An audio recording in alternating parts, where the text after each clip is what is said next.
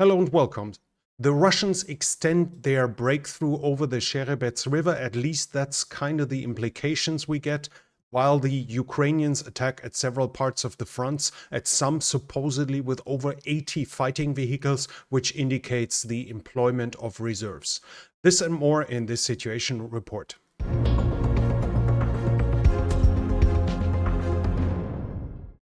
Before we go to Ukraine, we quickly jump into what has happened in Niger.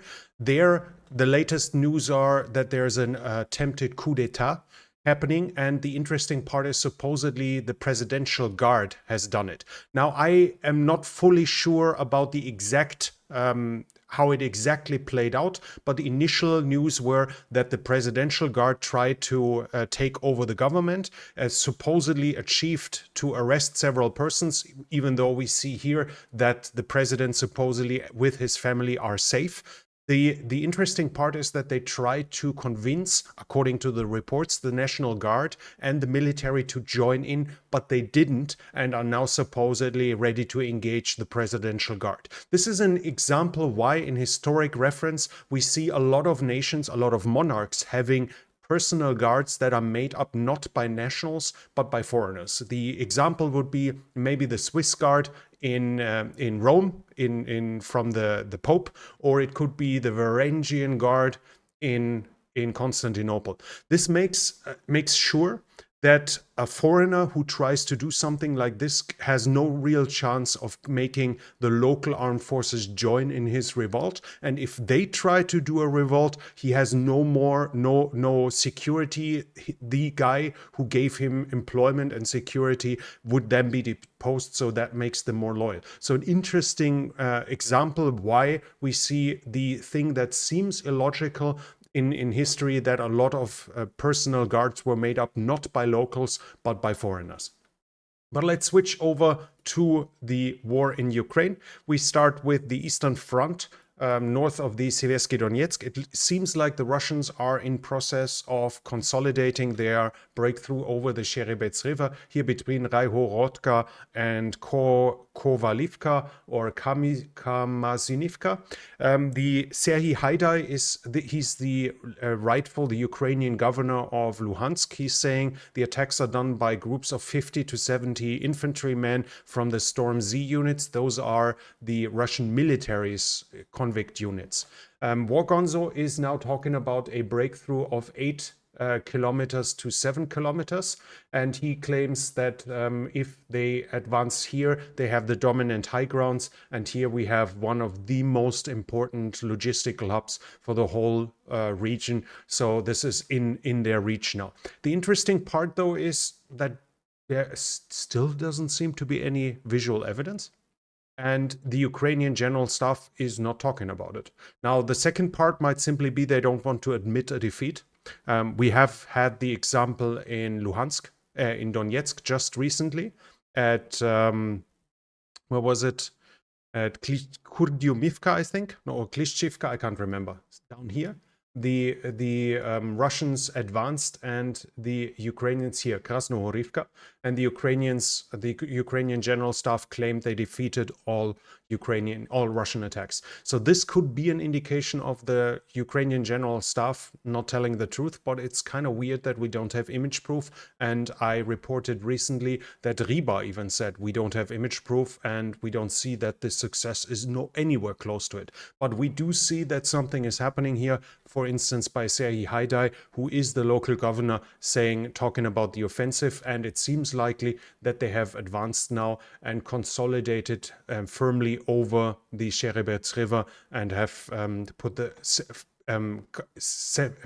conquered a couple of villages there and basically settled down. The Ukrainians supposedly are counterattacking, but at least as of now, they have not managed to push the Russians back. Further south, we have reports of Ukrainian attacks basically between Chervonopopivka and Nevske. So they should have been more or less in this region here. And the Russians are saying the Ukrainians attacked in the Serebryanske forest and were defeated. They themselves supposedly advanced by 1.5 kilometer, which I cannot prove. I have no visual evidence of this, and the Ukrainians are saying the Russians attacked close to Dibrova, south of it, but were defeated, were repulsed. So we still don't really have much to go on here. Further south of the Seversky Donetsk, we have reports of Ukrainian attacks at Bilohorivka. No success being reported. The Russians attacked at Orikhovo Vasilivka, at Klishchivka, at Kurdyumivka, and at Osaryanivka. So along the front line here, basically, the Russians try to push the Ukrainians back. That seems to have been unsuccessful. I also have reports of fighting at Berchivka and Yahidne. No confirmed change in territory here that I can find. But we have Voenkor here, which is saying that the enemy is now in the outer outskirts of Klishchivka, and the Ukrainians have cut off the road between Klishchivka and Andreevka.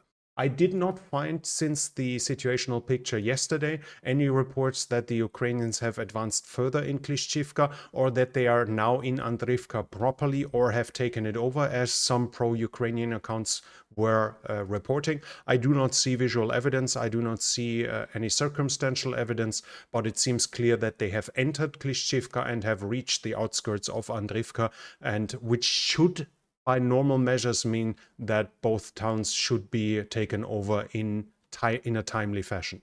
Russians were counterattacking here. There's a video of a Russian unit being destroyed circling around on Twitter. You might have seen it already. I can't show it here because of the losses that are visible in this. We see the Russians counterattacking, but at least so far their counterattacks have not been successful. Further south at Avdiivka, we have reports of Ukrainian attacks here at Pervomaiske and at Marinka, and the Russians attacked on Avdiivka itself, Pervomaiske, Krasnohorivka, and Marinka. No change in territory can be reported from my side. If we go to the Oblast border, we have some reports of Ukrainian smaller attacks at Staromayorske. They seem to have been somewhat successful in creeping forward a little bit, but nowhere close to a breakthrough. And Staromayorske is now halfway contested, but it's no longer in fully under Russian control, but also not under Ukrainian control yet. A Ukrainian attack on Priyutne has not been successful. They were repulsed, and Vorgonzo was saying the Russians tried to attack in the direction of Rivnopil and Staromayorske and were not successful either. So they failed there as well. Orikhiv, we currently have heavy fighting being reported. We have here, we see a map from Riba. You see the heavy concentration and the shown process and progress along the road here to the east. Riba is saying that they entered fierce battles are going on, and they managed to penetrate in 3 areas. They are talking about attacks with up to 80 armored vehicles. So this is a sizable attack. According to the analysis I've read from others, this seems to be the 10th Corps now being involved. So the Ukrainians have definitely pushed in reinforcements there that have not been involved in former fighting. And here we have a somewhat later report, though, where they say they basically managed to repulse the Ukrainian attacks. I have no clue about how much of this is true. As we've said in the past, it's very solid to take a Russian admission of a Russian problem, but a Russian claim for success is much more difficult to verify, as it's obviously much more likely that they are honest when they admit defeat than when they claim success. Not in a way that they would admit every defeat, but if they already admit a defeat, we can make sure, we can be almost certain that this defeat actually happened. So in this regard, we know that there were massive attacks on Robotine, or east of Robotine. We know that the Ukrainians advanced somewhat there, but I cannot confirm whether they were able to hold it. The Russians claim they didn't, but I simply don't know as of yet. Further west of Vasilivka, we have the report that here in this area that the Russians tried to attack here to recapture the territory they lost in the recent Ukrainian advances and were repulsed. No information, additional information about the Dnipro. The Ukrainian bridgehead on the island is still in existence, and more or less the situation is stable. The interesting part is when we look at the situation that we don't have proof of the advances in Luhansk. We have some claims. The Ukrainian General Staff is acting like there isn't even an offensive, but that in itself doesn't say us too much. It can just be it can be that the Russians are blowing up small tactical advances out of proportion. It might also be that the Ukrainian General Staff doesn't want to admit defeat in this situation right now. And as I said, we've seen that in the past already. The interesting part is what we have here. We have Hanna Malya. She's the Deputy Defense Minister of Ukraine, and she's saying that in Bakhmut, the attrition rate is 8-1. So according to her, 8 Russian soldiers are getting casualties to 1 Ukrainian. And in the direction of Berdyansk and Mariupol, down here, it's 5.3-1. Now we're talking about a heavily mined area under artillery fire where the attacker supposedly is losing 1/8 or 1/5 of the defending side. Whether you want to believe that or not, I leave up to you, whether you think that they might tell the truth here, but I think I don't need to express how serious I take this claim of the loss ratio in the context of what I see along the front line and what I know about historic losses. We have a claim from Riba, an interesting one, that the Ukrainians have more than 30 boats of the Ukrainian Navy and the Naval Guard along the shore close to Odessa. They are saying those units are being used with manpads, with machine guns and autocannons in air defense role and to identify incoming units. The interesting part is also they are saying that the Ukrainians are using drones, among them Bayraktar, for naval reconnaissance. And that's also why they say the Snake Island was just attacked again. Not because of symbolism, as some have claimed, but they say that it is part of the Ukrainian naval surveillance area, a system basically to understand where Russian units are to then attack them with either drones or anti-ship missiles. And we have pictures here of the Russians showing the proof that cluster munitions have been used. We see them here. And this is the typical submunitions. I'm not an explosive expert, but I think you shouldn't handle them like this. But as said, I'm not an expert, and we see here clearly that some haven't exploded, which is an example of what is said in the past, that the dud rate is the reason why cluster munition is being under scrutiny and is banned by several countries, by a fair amount of countries, though not every country, and it's not internationally binding. So Russia and Ukraine both have used them since the beginning of the war, and we see them here. One of the reasons why the international community has problems with them, that's the dud rate, which basically creates additional minefields that are not planned and not surveilled. We have information from the Crimea, and that is kind of funny because yesterday in the situational picture, I talked about the Storm Shadow strike on the Crimean Peninsula. We talked about that the Ukrainian mill bloggers are saying it's actually drones, and they are just saying it's Storm Shadow to not embarrass themselves. The interesting part was that Riba here said 3 pieces of equipment received damage. And I was like, so they are attacking an area with heavy equipment to just damage 3. That sounded kind of weird, and I didn't mention that number because obviously I'm not taking Russian numbers for granted when it comes to losses. But the interesting part is what we have here in Forbes. David Axe wrote that how many vehicles were at the site at the moment of the Ukrainian strike is unclear. How many vehicles the strike destroyed also is unclear. The best case scenario for Ukraine, a single cruise missile might have destroyed hundreds or more vehicles. So he's basically just guessing, making a nice story out of something where there's no facts, that maybe that could have destroyed a lot of a lot of vehicles. And then we have a German newspaper, Storm Shadow attack on Crimea, Ukraine supposedly destroyed hundreds of vehicles. So they take David Axel's article and turn his guesswork, which I guess is to feed the audience some optimism without any facts, as he even openly admits that just under the best circumstance, hundreds might be destroyed. They turn this into a fact, at least in their headline, which was kind of amusing to me in this regard to see how the media works in this regard.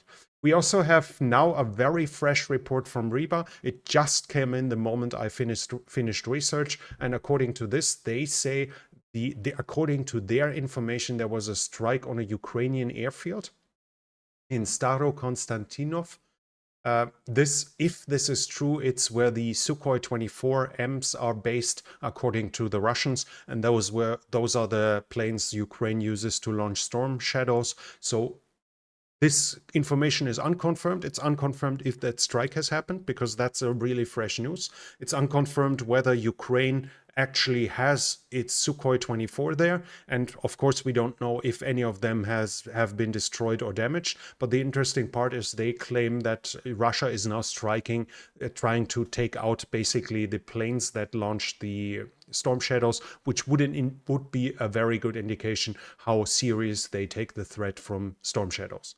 We have informations about the mobilization and force generation. Putin has signed a law that is raising the age for reserves. The law is addressing persons of lower grade than that of an officer, so soldiers, naval men, non-commissioned officers, and people on their way to become officers. The age group for them in the first category has been raised from 35 to 40, in the second from 45 to 50, in the third 50 to 55, and that's it's according to age and rank.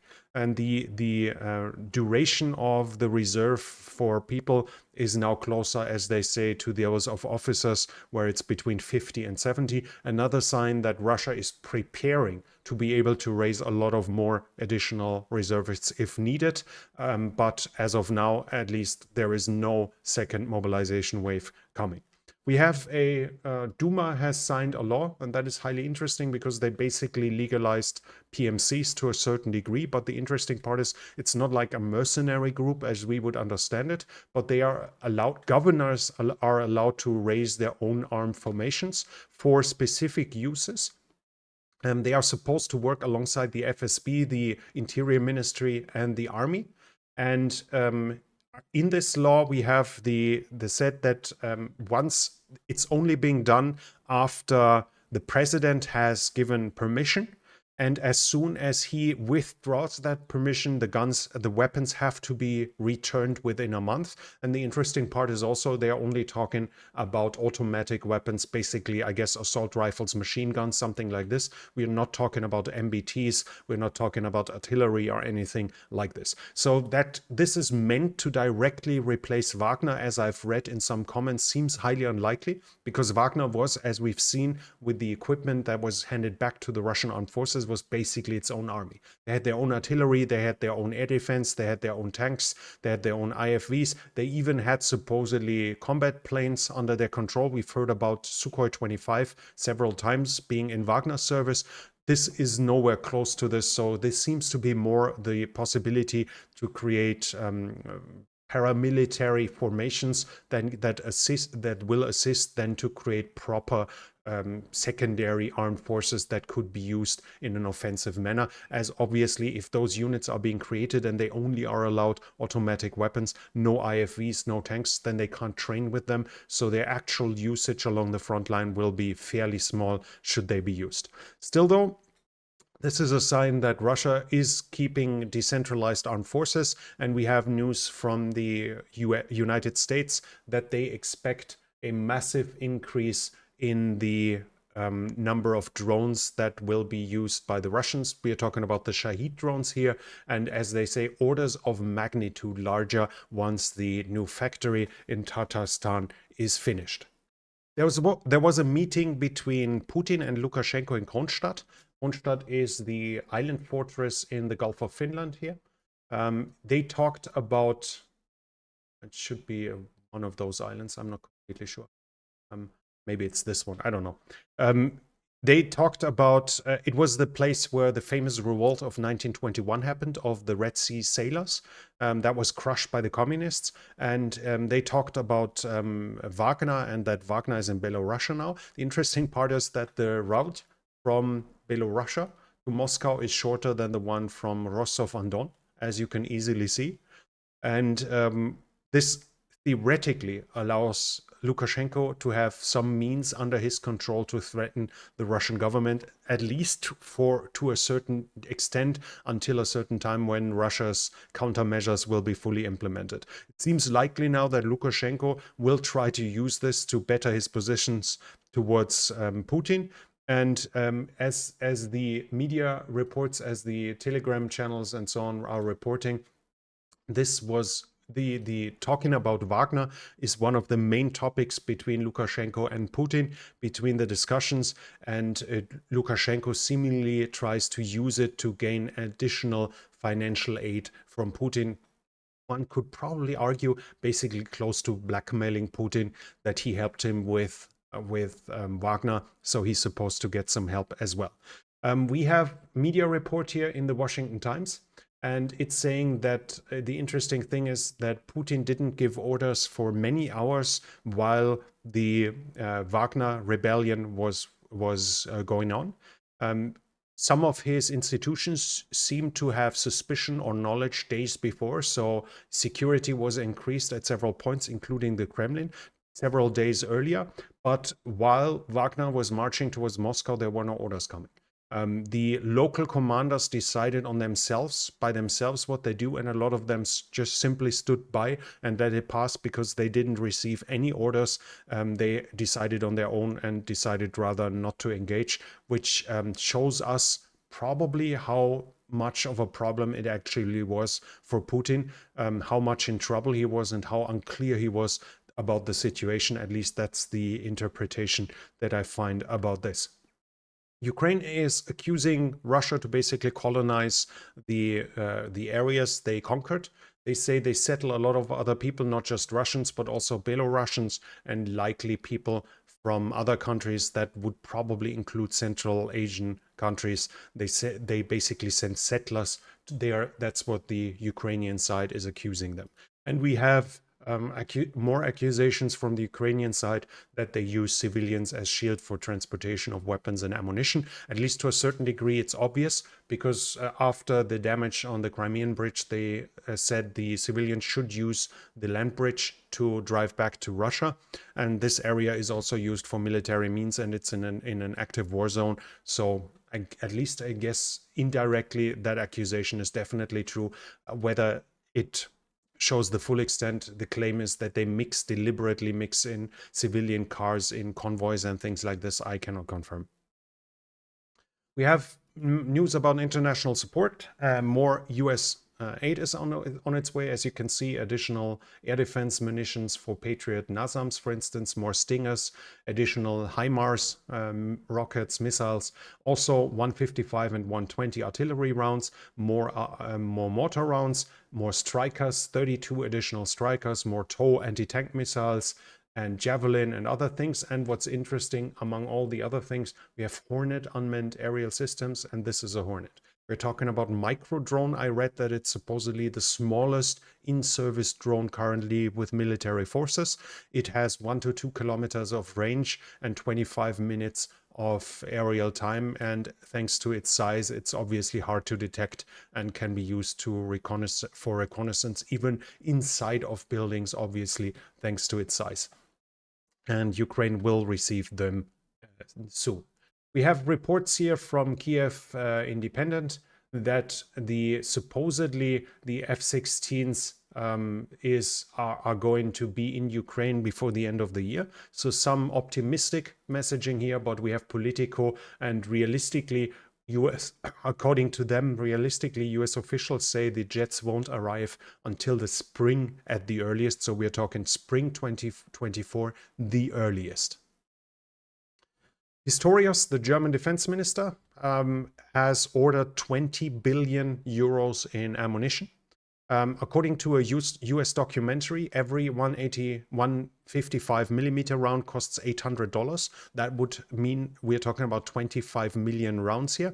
But obviously, the article doesn't specifically state which calibers. So we would expect that it's meant for infantry ammunition, tank ammunition, all different things. So we are not talking about 25 million rounds. Also, it's over time, so inflation will take its toll. And I think the $800 sum was meant for the shell itself, not for the propellant, so it's going to be lower again. But we have more information in this article, and it's among it said that Rheinmetall, the German defense company, will be able to produce 600,000 rounds in the next year. So according to them, they will be able to produce 60% of Ukraine's need. That would mean they are talking about 1 million rounds a year of 155, and that's 2,740 rounds per day. If we talk about a front of 1,100 kilometers, that's 2.5 kilometers, 2.5 rounds per kilometer. Now, obviously, you can focus, you can save up, but we see what numbers we are talking that are meant to be Ukraine's need. The latest number I found was that the Russians supposedly still use 20,000 rounds per day, while the Ukraine is using 5,000. So maybe claiming that this is going to fulfill 60% of the need doesn't seem to be too close to the truth. But as said, this is my calculation. We are not completely sure about this. And the other thing would obviously be that Rheinmetall is likely not going to hand over 100% of the production. Good news are still coming, though, for Ukraine. Spain is giving them 4 more Leopard 2 as well as 10 M113s. The Leopard 2A4s were on storage and have to be rebuilt and refurbished. So they will come now and then, whenever some are ready. And apparently 4 more are on their way. And we have here Army Recognition claiming that 2 more Rheinmetall systems are going to go into Ukraine as well, according to Rheinmetall. That's it from me for now. If you enjoyed the situation report, please hit the thumbs up button, leave a comment for the algorithm, what you think about the current counteroffensive and where you think it might end. And what do you think about the F-16 saga, when they will finally come? Leave a comment for the algorithm. The comments can be highly engaging and highly interesting. So it's for everyone's benefit. If you're new here, I would like to invite you to subscribe to the channel and hit the bell icon. And this channel is only possible because of the support of viewers like you. If you like to support the channel, you can do so by the means of in the description. Thank you very much to everyone already supporting this channel. And that's it from me for now. Thank you for watching, and I'll be back.